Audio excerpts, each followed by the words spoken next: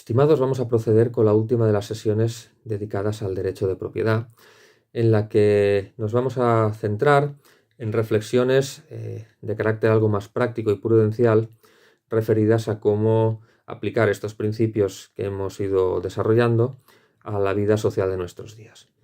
Me gustaría introducir un último concepto de carácter teórico que creo que nos ha de servir de transición hacia unas ulteriores consideraciones prácticas, y es la diferenciación entre el derecho de propiedad y el derecho a la propiedad. Nos lo expone de forma muy concisa el padre Garriguet en esta obra titulada La propiedad, que ya hemos citado en alguna ocasión, y que nos dice lo siguiente: este derecho, el derecho de propiedad, es igual para todos, es sagrado e inviolable, pero no confiere la propiedad por sí mismo, solo permite adquirirla legítimamente. Es decir, aquí nos está distinguiendo muy claramente entre lo que es el derecho de propiedad, entendido como el derecho que tiene el propietario a no ser privado de ese derecho que le asiste para poseer legítimamente pues aquellos bienes terrenos de los que es propietario, y lo diferencia del derecho a la propiedad. Es decir, que este derecho sea propio de la persona no implica que automáticamente otras personas deban de ser privado de él para que sea satisfecho a terceros. Es decir, no existe un derecho automático a que todas las personas sean propietarios, sino que una persona podrá ser propietaria en la medida en que cumpla unas determinadas características, que ahora después explicaremos. Dicho en otras palabras, lo que no se puede pretender es que la propiedad, aun siendo un bien, se tenga que extender o se tenga que universalizar por ministerio de ley o por ministerio de cualquier otra norma de carácter voluntarista. Por supuesto, no a través de la expropiación, no a través de la socialización de la propiedad, que al final no es más que la concentración de la propiedad privada en una sola mano, que es la del Estado. Y lo que en definitiva esta distinción viene a aportar a nuestro análisis es que si bien aquel que posee no puede ser desposeído, al mismo tiempo aquel que no posee no tiene automáticamente nadie respecto de él la obligación de hacerle propietario. La extensión de la propiedad evidentemente debe ser considerada como un bien en la medida en que la propiedad en sí es un bien, aunque su moralidad evidentemente depende del uso que se haga de la misma. Aquí entran, a mi juicio, dos elementos que hay que tener en cuenta. Por un lado está la relación de la persona con el resto de agentes económicos, es decir, cómo puede conseguirse que la propiedad sea lo más universalizada posible a través de las relaciones de cada sujeto con el resto de agentes económicos. Y aquí es donde entra un elemento que me parece fundamental, que es el asunto del salario justo. Un asunto que es tan fundamental que incluso Juan Pablo II, en su encíclica Laborem Exercens, la concibió como un termómetro acerca de la moralidad de un sistema social. Es decir, la doctrina de la Iglesia considera el asunto de la retribución del trabajo como un elemento esencial a la hora de valorar o evaluar la salud moral de una sociedad y de una economía. Me vengo a referir a este aspecto porque precisamente en una sociedad como la de hoy, en la que predomina el trabajo asalariado, es precisamente la retribución justa del salario la que permite que ese asalariado pueda tener acceso a una pequeña propiedad. Si no se respeta la ley natural, si no se respeta la justicia conmutativa en la retribución del trabajo, difícilmente conseguiremos una extensión de la propiedad privada a un mayor número de personas en la sociedad. Hay que tener en cuenta que para el trabajador asalariado, la primera fuente de propiedad es el salario que recibe. Y si ese salario no responde a unos criterios de justicia, la distribución de la propiedad en una sociedad será injusta, porque habrá una apropiación por parte de un sector de la misma, que es el empleador, en perjuicio de otro sector de la población, mucho más amplio además, que es el sector del trabajo asalariado. Por tanto, si bien el salario justo es un elemento esencial a la hora de valorar y de alguna manera intentar predecir cómo será en el futuro la distribución de la propiedad en una sociedad, no es tampoco el único elemento. Hay otro elemento que subyace también en este análisis, y que es la propia actitud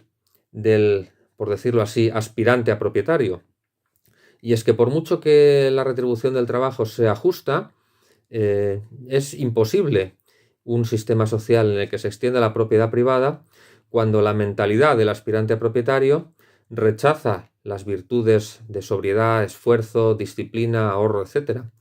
Si en una sociedad predomina la mentalidad consumista, si en una sociedad predomina la mentalidad hedonista, conforme a la cual la retribución de un trabajo es una cantidad de dinero que el día 5 de cada mes ya está atribuida a determinados conceptos, muchos de los cuales son superfluos, pues no podemos esperar jamás una sociedad de propietarios.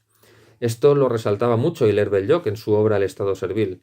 La distribución de la propiedad es un compromiso de la autoridad política, es un compromiso de aquellos que son propietarios de capital y es un compromiso también del así llamado aspirante a propietario.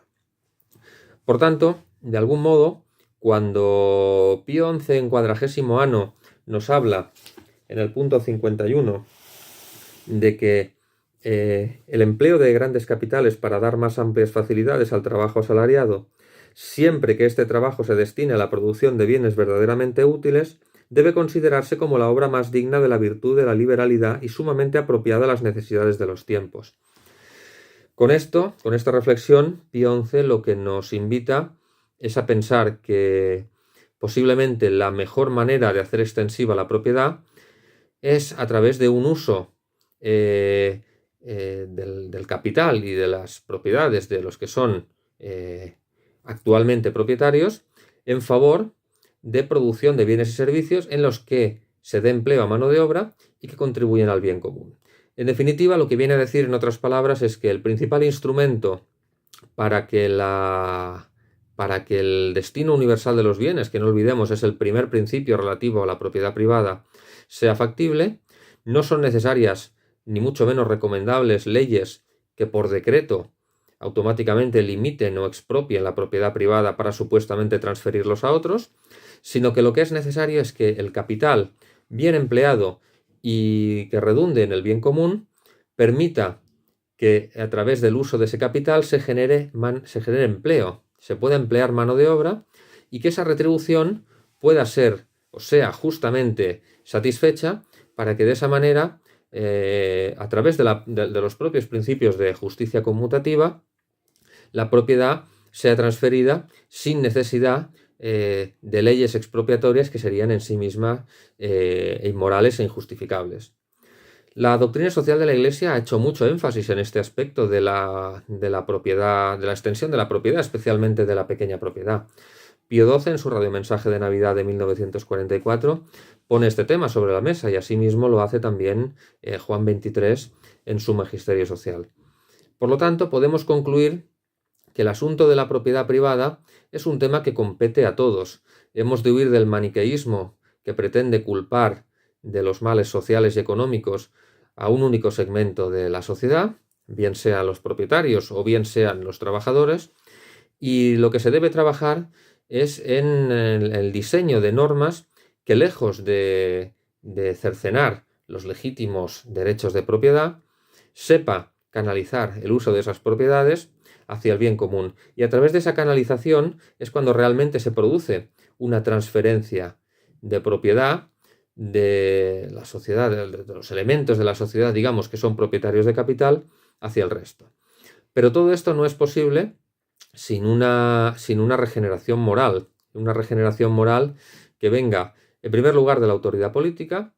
en segundo lugar, de los propietarios del capital y, en tercer lugar, como he dicho antes, de los aspirantes a propietario. No se puede construir una sociedad basada en la injusticia y tampoco se puede construir una sociedad de propietarios basada en el derroche, en la pereza y en la falta de austeridad. Por lo tanto, cuando analicemos los factores que conducen a situaciones económicas concretas como las que tenemos en nuestras sociedades llamadas occidentales, desarrolladas, etc.,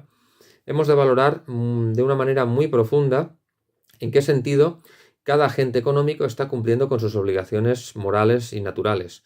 Porque en el momento en que falte o que se incumplan o se violen normas morales de modo sistemático, será muy complicado un sistema social armonioso. Y eso es tarea de todos. Eso es tarea, en primer lugar, insisto, de la autoridad política y, en segundo lugar, del resto de los agentes económicos. La propiedad, resumiendo, es un derecho, si bien no existe un derecho automático a esa propiedad,